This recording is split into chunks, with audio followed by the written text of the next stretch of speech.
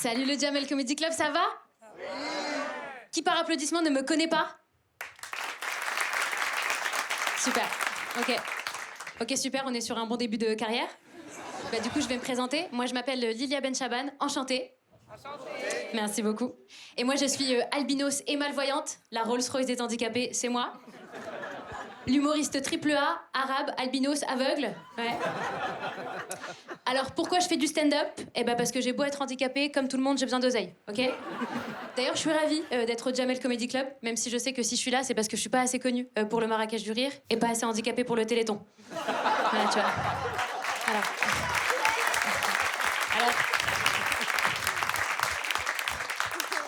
Je vous l'ai dit, moi, je suis malvoyante. J'ai à peu près 1 sur 10 d'acuité visuelle à chaque œil. C'est pas maintenant la blague, hein. D'ailleurs, est-ce que vous voulez bien faire un petit peu de bruit juste pour être sûr que je suis au bon endroit? Ok, merci. Alors, merci. Je demande parce que la semaine dernière, j'ai joué le premier quart d'heure de mon spectacle et je me disais, tiens, ce soir, ça rigole pas beaucoup. Et c'est après que j'ai réalisé que j'étais encore derrière le rideau. Ouais. C'est un petit peu compliqué de vous décrire ce que je vois parce que si vous voulez, moi, je suis pas aveugle, mais je vois pas non plus. Ce qui, maintenant que je le dis à haute voix, est encore plus con. Et tu sais, je me dis, pour le coup, c'est vraiment dommage parce que je distingue les formes et les couleurs. Par exemple, quand je vais au musée, eh ben, je vois le cadre doré, mais je vois pas trop ce qu'il y a dedans. Pour moi, la Joconde, c'est une tache de couleur. Léonard de Vinci ou un peintre en bâtiment, je fais pas la différence. Vous comprenez pourquoi les musées sont gratuits pour les handicapés? Ouais. Alors, je vous l'ai dit, je suis aussi albinos. Alors, un albinos, pour ceux qui savent pas ce que c'est un truc blanc avec des yeux rouges, ok? Attention, albinos, à ne pas confondre avec albatros, d'accord? Non, parce qu'il y en a un qui vole et il y en a un qui se fait voler. C'est pas tout à fait la même chose. J'aime bien cette vanne parce qu'elle me permet un petit peu d'évaluer le niveau intellectuel du public, qui en général se divise en 2 parties. Il y a ceux qui ont compris la vanne et il y a ceux qui se disent waouh, elle est malvoyante et elle peut voler. Non. Non, tu vois. Non.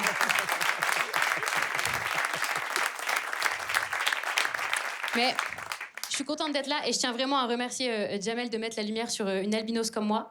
C'est super gentil, mais juste, faut pas trop abuser parce que ma peau risquerait de pas le supporter. Ouais. Bah, parce que l'albinos, c'est comme l'iPhone. Hein. Si on le laisse trop longtemps au soleil, après il surchauffe et tu peux plus l'utiliser. Voilà. Alors moi, faut pas avoir pitié de moi parce que je vous dis que je suis albinos, malvoyante et tout. Moi, je kiffe ma vie comme elle est. Là, actuellement, j'ai 25 ans. Je sais pas où je vais, mais j'y vais. Voilà. Tu sais, d'ailleurs, 25 ans, c'est un âge assez bizarre où t'as d'un côté des amis qui se marient et qui sont sur le point d'avoir leur premier enfant. Et t'as aussi des amis qui sont toujours au centre aéré. Un peu spécial, tu vois.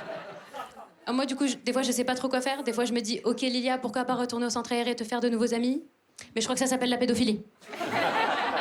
Du coup, handicapée, malvoyante, albinos en prison, ça peut faire un bon spectacle, mais pas chaude, tu vois. Après, pour opter pour l'autre option, le couple, la famille, tout ça, bah, pour plein de raisons différentes, je peux pas. La première raison, c'est que pour être en couple, il faut être 2. Et moi, je vous avoue que ça fait un petit moment que je suis seule. Vous êtes surpris? Moi aussi. D'ailleurs, si on m'avait dit qu'à 25 ans, j'allais survivre à une pandémie avant de rencontrer l'homme de ma vie, jamais je l'aurais cru. Okay. Par applaudissement, il y a des gens en galère comme ça? Okay.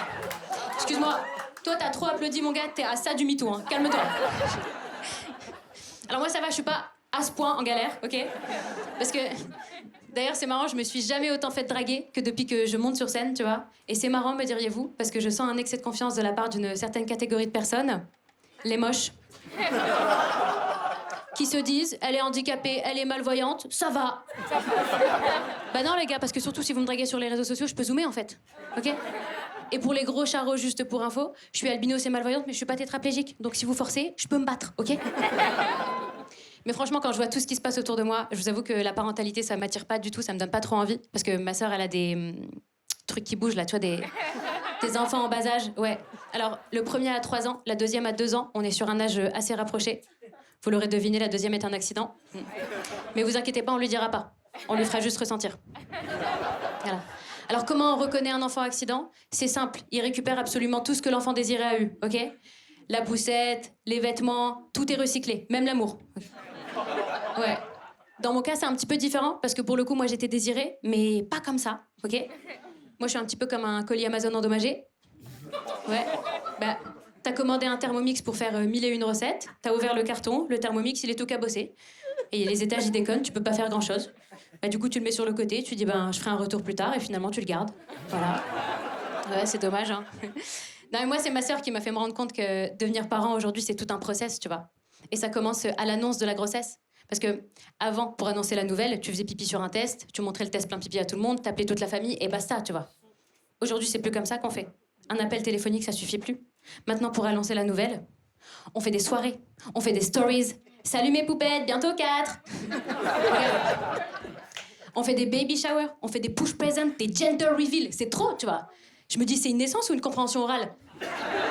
Vous connaissez la gender reveal? Ouais. Alors, la gender reveal, pour ceux qui connaissent pas, c'est une soirée pendant laquelle on annonce le sexe du bébé. Alors, le principe de la soirée est simple. Pendant la soirée, les parents claquent un ballon, il y a du rose ou du bleu qui sort, et la surprise, tu connais le sexe. Juste, si je peux me permettre, c'était soit l'un soit l'autre, ok? C'était pas la peine de dépenser 2000 € dans une soirée pour avoir l'info. Du coup, moi, je peux me permettre une petite suggestion basée sur mon expérience personnelle pour pimper un peu le truc. Je propose une Andy Reveal. Pop, tu claques le ballon, il y a du blanc qui sort, et là, tu sais si à vie, tu pourras te garer sur la place handicapée ou pas. Voilà. Moi, je trouve que c'est une annonce qui claque, tu vois. Ouais. Et il faut savoir que les nouveaux parents, ils s'arrêtent pas là. Hein. Parce qu'en plus de faire la promo de leur nouvelle poussette qui fait aussi bagage à main dans l'avion, tu vois, ils sont trop fiers de leur achat. Alors que moi, je pense juste que le bébé devrait aller en soute. C'est la meilleure idée qu'on ait eue, tu vois. Bah ouais. Les jeunes parents, ils sont persuadés d'avoir un problème que personne n'a jamais eu. Genre, le bébé pleure. Moi, j'ai une question, pourquoi ça vous étonne, tu vois? Parce que, arrêtez-moi si je me trompe, mais je pense quand même que depuis la création de l'univers, l'essence même, la fonction première d'un bébé, c'est quand même de chialer sa race, tu vois. Et je me dis, vous aviez quand même 14 semaines, délai légal d'avortement, pour vous renseigner sur le sujet, tu vois. Il suffisait juste de lire une notice ou de discuter avec une copine mère depuis 2 ans qui a trop de cernes, trop de cellulite et plus de libido, tu vois. Du coup, si jamais il y en a qui n'ont pas encore dépassé ce délai, je suis désolée de vous l'annoncer comme ça. Moi, je vais vous le dire. Sachez qu'un bébé, ça pleure, ok les gars? Et si le vôtre ne pleure pas, c'est qu'il est mort. Voilà. Tu vois? Et pire encore pire, sachez que s'il est tout blanc avec les yeux tout rouges, bah c'est qu'il fera du stand-up, les gars. Merci beaucoup de m'avoir écouté, je m'appelle Lilia, mesdames, messieurs.